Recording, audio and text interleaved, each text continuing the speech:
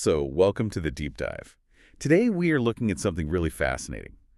Because, when you look at a standard building blueprint, you're essentially just looking at geometry, right? Yeah. You see load-bearing walls, electrical routing, ingress and egress points, just a map of a physical space. Right. I mean, it dictates where people will walk, where they'll sit. It's a highly localized document, usually. Exactly. But when you start examining healthcare infrastructure, those lines on the paper do, a lot more than just hold up a roof. A clinic's floor plan is actually a manifestation of public policy. Oh, absolutely. If you put an operating theater in a specific zip code, you are completely shifting the health economics of an entire region. You're drawing a line in the sand about, who gets care, when they get it, and what level of intervention is actually possible before a patient has to be transported somewhere else. Right. And that brings us to our mission for today. We are looking at a huge stack of sources, historical project dossiers, blueprints, clinical analyses, and we're tracing this wild 26-year metamorphosis of the Instituto Medico San Nicolas, or IMSAN. Yeah, located on the island nation of Aruba. Right. And this facility started as a localized emergency clinic concept back in the year 2000. But by 2023, it transformed into an internationally recognized specialized hospital. And now, today, in June 2026, it's facing this daunting leadership vacuum and, some massive operational challenges. Which makes it a masterclass, really, for anyone analyzing public policy, business strategy, or just institutional resilience. I mean, we're going to unpack how this relatively small facility navigated severe budget cuts, shifting political administrations, and a literal global pandemic to achieve an international Gold Seal accreditation. It's just an incredible underdog story. Yeah. But to understand the sheer scale of this transformation, we kind of have to look at the initial problem they were trying to solve at the turn of the century. Because Aruba's medical infrastructure had a severe geographic deficit. Right. If you lived in the southern district of San Nicolas, you were at a distinct disadvantage. Yeah. Because the island's secondary and emergency care was highly centralized way up in the north at the Dr. Horacio E. Oduber Hospital, which locals call HOH. And that kind of centralization creates a huge bottleneck, right? A massive one. In acute medical scenarios, say a severe cardiac event or major trauma, that travel time from the south to the north becomes a critical vulnerability. The literal distance directly impacts mortality rates. Right, which prompted the Minister of Health at the time, Dr. Ike Posner, to initiate a master plan in 2000.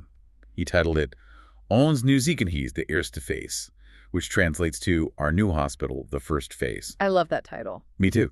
Because what strikes me about that phrasing is the immediate signaling. Labeling it the first phase tells the public and the legislature, this isn't just going to be a static neighborhood dispensary. The ambition was totally baked into the title. But, that ambition was backed by two major catalysts. The first one was economic. In 2001, Aruba was prepping to roll out its national health insurance, the AZV. Like the universal insurer. Exactly. It consolidated the funding pool. So with a centralized payer system coming online, constructing a secondary public health facility in San Nicolas went from, a theoretical nice-to-have to a financially viable project. That makes total sense. And the second catalyst was clinical, and man, the data in the sources here is staggering. It really is. The 2001 Aruba Health Survey showed severe obesity rates. Like 77.7% of men and 69.1% of women over the age of 20 were classified as overweight or obese. Wow. Yeah. If you are sitting in the Ministry of Health looking at those numbers, you are staring down the barrel of a chronic disease epidemic. Hypertension, diabetes, cardiovascular disease, the demand for acute interventions was just guaranteed to spike. And that looming crisis totally shaped the October 2000 blueprint drafted by the architectural firm CECON NV. When you look at this floor plan, it functions almost like a compressed urban zoning map. Oh, like a medical Swiss Army knife. That's a great way to put it. They segregated the emergency workflows entirely from the general practice areas to prevent bottlenecks. So it included a dedicated ambulance entrance, a first aid department, a plaster room, and crucially, major and minor operating theaters right from day one. Which is huge. I view that less as a design choice and more as a jurisdictional claim. By wiring a building for major surgery, the administration was definitively stating that San Nicolas would handle complex trauma locally. Right. They were ensuring those cases wouldn't simply be triaged and shipped north to HOH. It anchored advanced medical capability in the south, but, establishing that capability on paper and even pouring the concrete, that's only half the battle. A facility like this needs an enormous amount of ongoing funding. And strategic continuity, which brings us to a major vulnerability for literally any public infrastructure project, which is the election cycle. Exactly. A government builds a state-of-the-art clinic, then a new administration comes in a few years later with totally different priorities, the budget gets slashed, and the facility just slowly degrades. We see that pattern globally all the time. But to prevent that degradation, the Aruban government pulled off a really fascinating legislative maneuver. Oh, yeah. So under Minister Bushi-Weaver, the physical building, the Centro Medico Dr. Rudy Engelbrecht, was officially inaugurated in 2004. Right. And then came the crucial shift. The legislature passed the state ordinance of February 24, 2005, and effective June 1st of that year, IMSAN was legally detached from direct ministerial control. It was established as an independent public corporate body. Okay, I have to challenge the logic of that maneuver, though. Go for it. If the government is funding this facility through the national insurer, why go through the trouble of legally detaching it? Doesn't the government want control over its own hospital? It seems really counterintuitive to build this surgical center and then just hand over the keys. It does seem counterintuitive at first, until you factor in the need for multi-year strategic planning.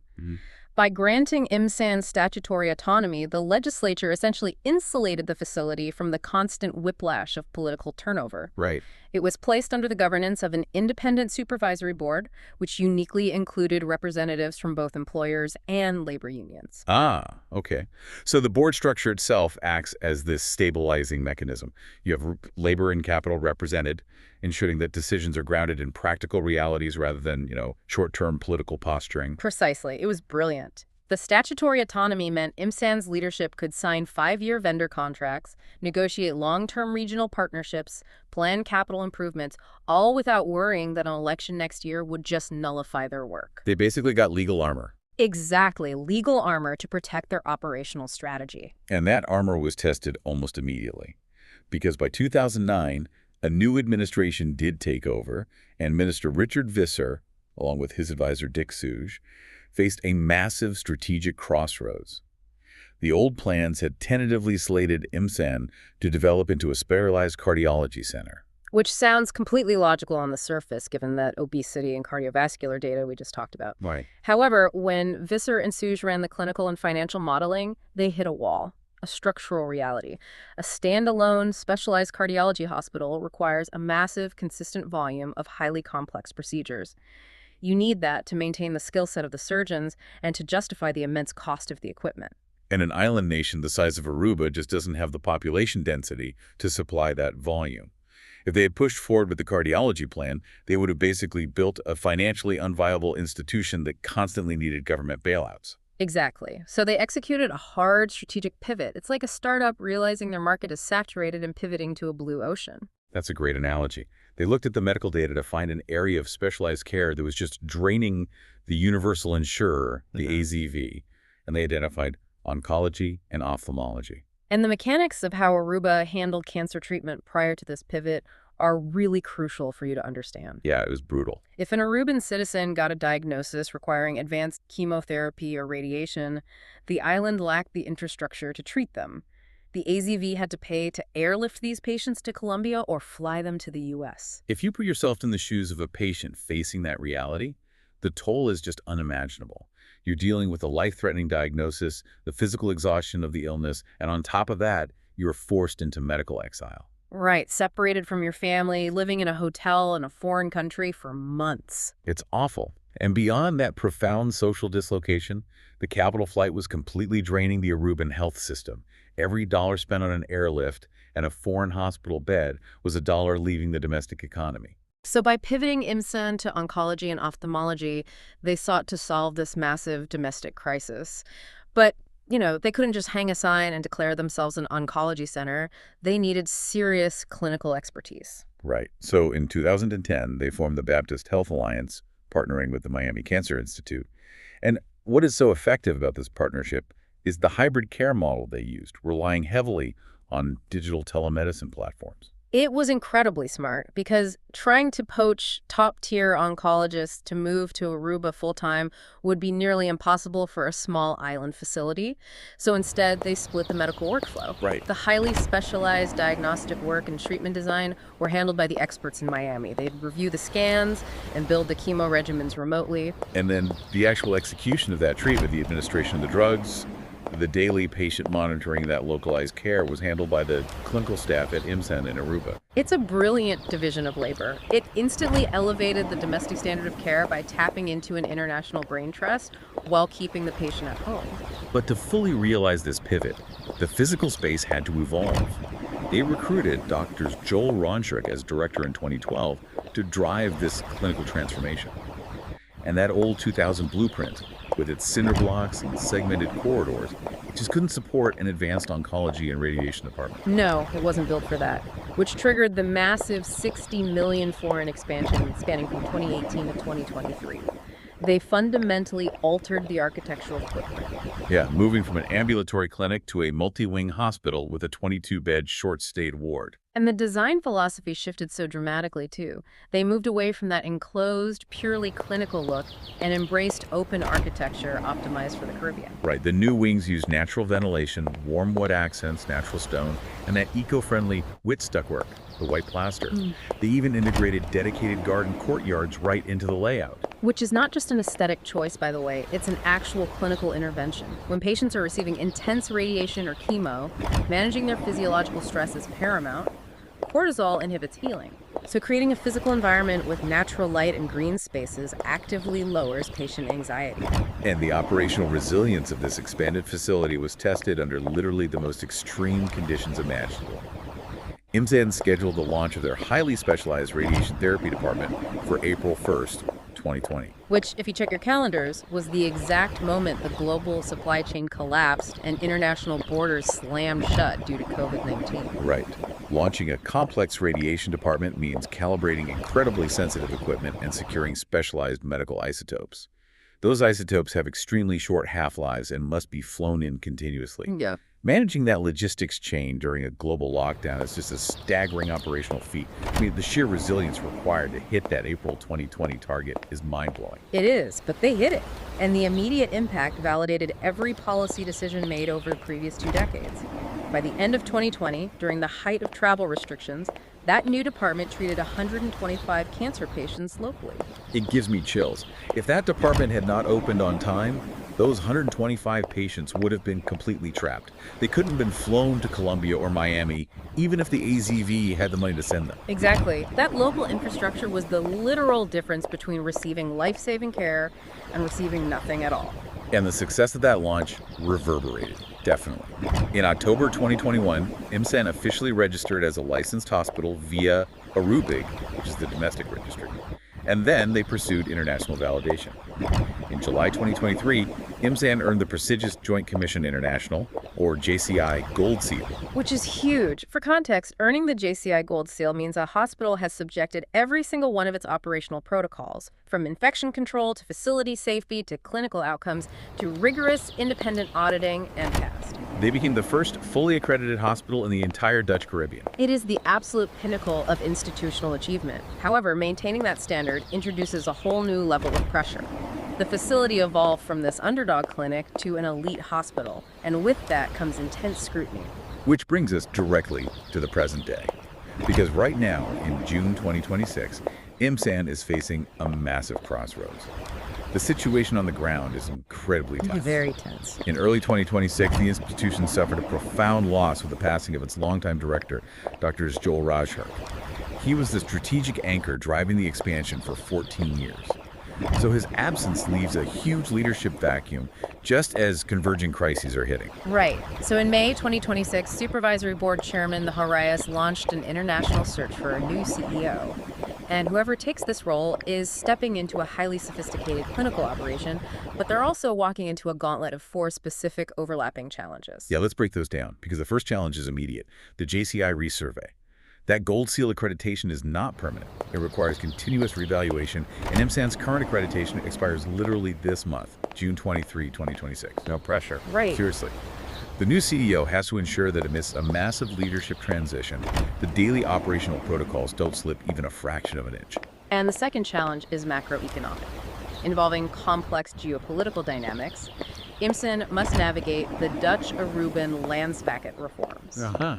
During the economic devastation of COVID, the Netherlands provided vital liquidity support to Aruba, but that financial lifeline came with strict conditions attached, the Landspacket, or country package.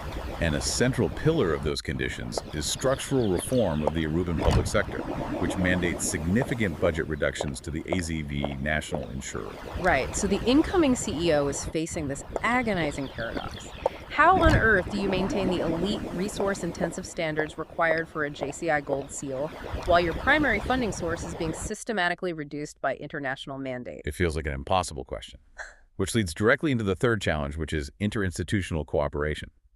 To survive these budget cuts, IMSAN signed a Memorandum of Understanding in December 2022 with the Northern Hospital, HOH. Yeah, the strategy there is to share clinical registries and leverage their combined volume to bulk buy specialized pharmaceuticals at lower rates. But there is deep historical friction there.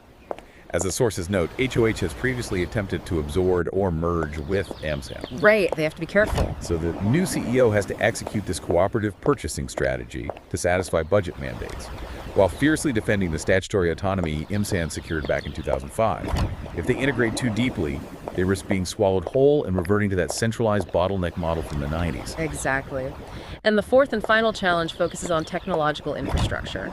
Dr. Ike Posner, the architect of the original 2000 plans, has publicly stated that the only way to manage growing patient wait times and the escalating costs of chronic diseases is to integrate artificial intelligence and advanced diagnostics directly into the care delivery model. But integrating AI for predictive diagnostics or automated triage requires massive upfront capital investment. So if you're listening to this and mapping out the puzzle, the CEO must maintain international accreditation/operational costs due to the Landspacket, navigate a delicate alliance with a rival hospital, and somehow find the capital to invest in bleeding-edge AI. It genuinely looks like an unsolvable equation. Totally. How do you thread that needle? Well, you only solve it by leveraging the specific capabilities they've spent 20 years building. The strategic solution lies in expanding their regional health exporting model. Taking the local expertise and marketing it to the broader Caribbean basin. Exactly. IMSAN holds the only JCI Gold Seal in the Dutch Caribbean, and they have that direct clinical pipeline to the Miami Cancer Institute. Across Latin America and the neighboring islands, there are thousands of patients with complex oncology or ophthalmology needs who struggle to secure the U.S. visas required for stateside treatment. So by positioning IMSAN as a regional destination for medical tourism, they can attract those international patients. Yeah. And the revenue generated from exporting this specialized care acts as a pressure relief valve. Right. It creates an independent revenue stream that offsets the domestic budget cuts dictated by the Landspacket. So it subsidizes local care for Aruban citizens while generating the capital required to fund the AI integration. It is a delicate balance, obviously, but it is the mechanism that allows an autonomous public entity to survive macroeconomic contraction. When we step back and trace this entire 26-year trajectory, the through line is just remarkable.